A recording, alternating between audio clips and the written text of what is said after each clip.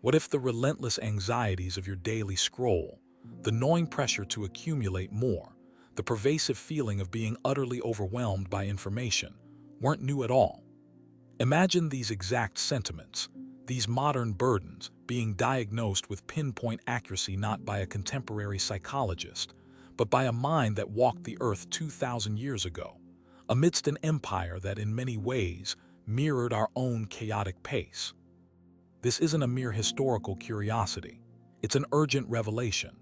The challenges we believe are unique to our hyperconnected, fast-paced 21st century, the information overload, the pursuit of fleeting validation, the corrosive effects of unchecked desire, were not only foreseen but meticulously dissected. This ancient voice offers not just a diagnosis, but a timeless compass, a way to navigate the very same storms we face today. We are about to journey back to an era of immense power and profound societal shifts, to uncover the insights of a philosopher whose observations on human nature, the pitfalls of society, and the quest for meaning are so astonishingly prescient.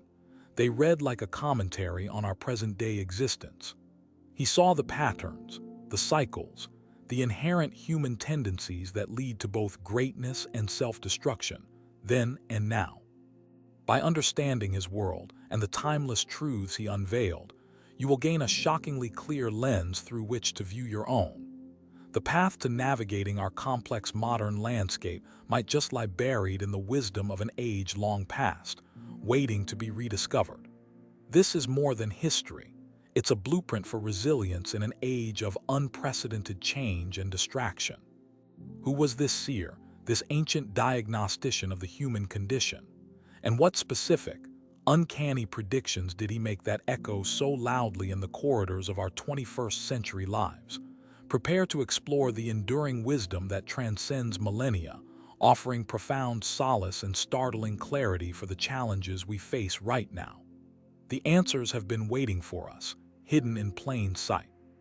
The philosopher whose words resonate with such eerie precision is Lucius Annius Seneca, often known simply as Seneca the Younger. A prominent statesman, a celebrated playwright, and a Stoic philosopher in the Roman Empire during the tumultuous 1st century AD, Seneca lived through times of immense wealth, political intrigue, and moral ambiguity, not unlike our own. Seneca observed his society with an unflinching eye. He saw the burgeoning anxieties driven by materialism, the relentless pursuit of possessions that promised happiness but delivered only fleeting satisfaction and a deeper yearning. He noted how easily people became enslaved by their desires, forever chasing the next acquisition, the next status symbol, never finding contentment. This is a mirror to our consumer culture, is it not? It is not the man who has too little, but the man who craves more, that is poor, Seneca wrote. This powerful statement cuts to the heart of modern discontent. In an age where social media constantly parades curated lifestyles of apparent abundance, the feeling of not having enough is pervasive. Seneca argued that true wealth lies not in what you have, but in what you do not crave. Consider the modern phenomenon of information overload.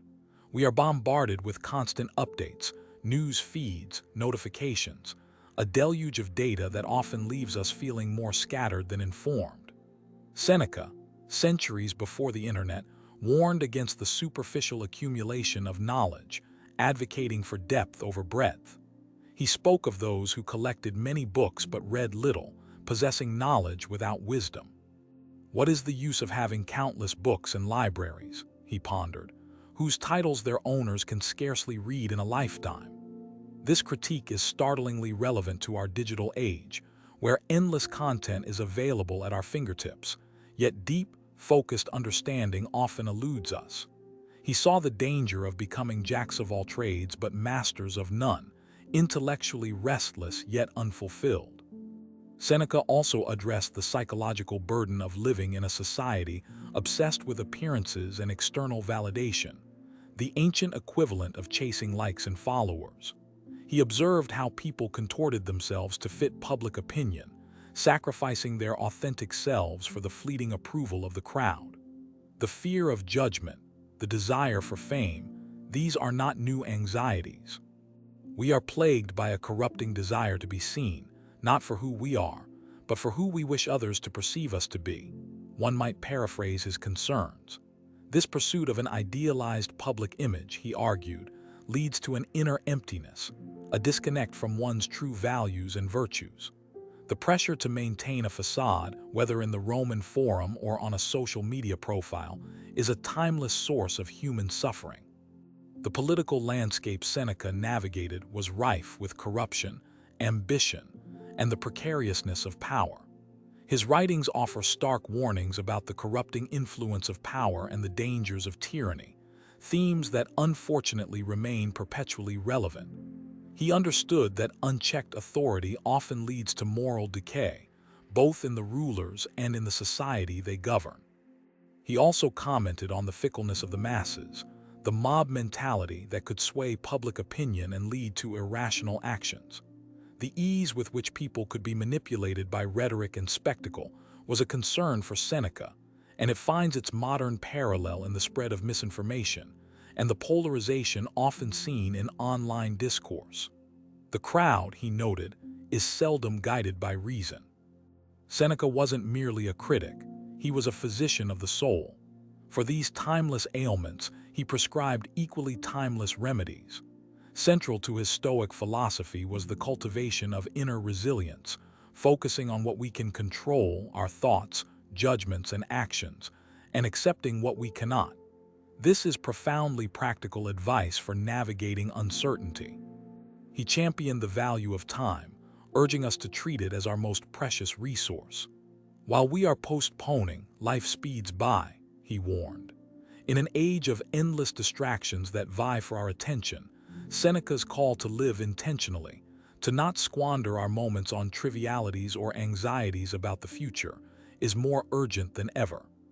To counter the anxiety of materialism, Seneca advocated for simplicity and contentment with what is sufficient. He wasn't against wealth itself, but against the attachment to it and the illusion that it equates to happiness. True richness, for Seneca, was found in virtue, wisdom, and a tranquil mind, attainable regardless of external circumstances. Regarding information overload, his implied advice would be to curate our consumption, to seek depth, not just breadth, to engage in focused study and reflection rather than passively absorbing an endless stream of superficial data. He would likely advocate for digital minimalism and intentional learning, prioritizing wisdom over mere information accumulation.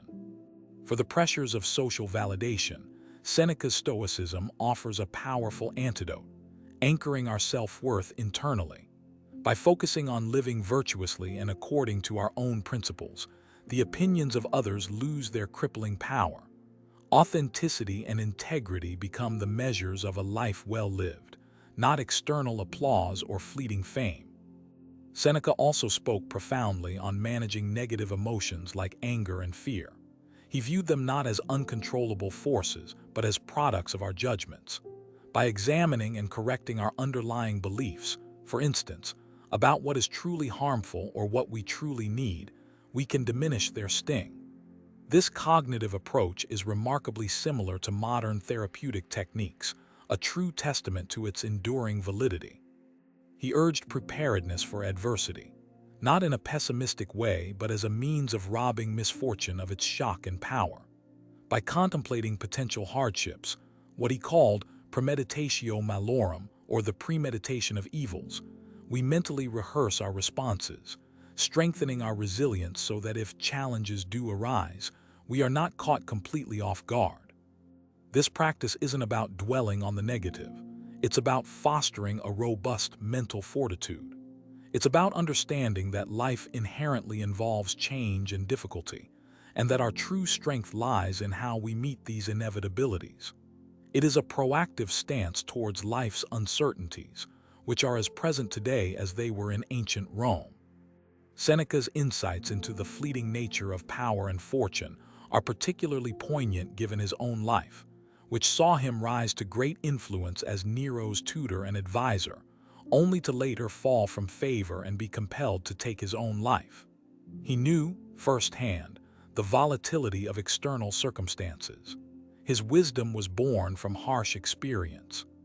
This personal history lends an undeniable weight to his words. When he speaks of relying on one's inner citadel, of finding peace that external events cannot touch, it comes from a place of profound, lived understanding. He wasn't just an armchair philosopher. He tested his principles in the crucible of Roman high society and politics. The parallels between Seneca's Rome and our modern world are striking. Both are characterized by rapid technological, for their time, and social change, vast inequalities in wealth, information saturation, and a sense that traditional values are eroding. The anxieties he described of inadequacy, of meaninglessness, of being overwhelmed, are the anxieties of any complex, rapidly evolving society. Think of the hustle culture that pervades modern work life, the constant drive for productivity and achievement, often at the expense of well-being. Seneca critiqued those who were busy doing nothing, rushing from one task to another without purpose or reflection. He advocated for leisure, not as idleness, but as time for self-improvement and contemplation, an absolutely radical idea in some modern contexts. His emphasis on the brevity of life was not meant to induce despair, but to galvanize us into living more fully and authentically. If life is short, why waste it on trivial pursuits, on nursing grudges, or on chasing phantoms of happiness? Each day, he implied, is a precious gift, an opportunity to practice virtue and find meaning, a lesson that is perhaps more urgent now than ever before. Seneca's critique of the pursuit of fame resonates deeply in an era of influencers and viral sensations. He saw fame as fickle, often unmerited, and a heavy burden. What is fame? He might ask. The approval of many who are themselves often unworthy of approval. He would encourage us to seek self-respect rather than public adulation, a truly countercultural message. The concept of ataraxia, or serene calmness, was a cornerstone of Stoic thought, and Seneca provided practical pathways to achieve it. This wasn't about suppressing emotion, but about achieving a state of rational tranquility, unperturbed by the vicissitudes of fortune.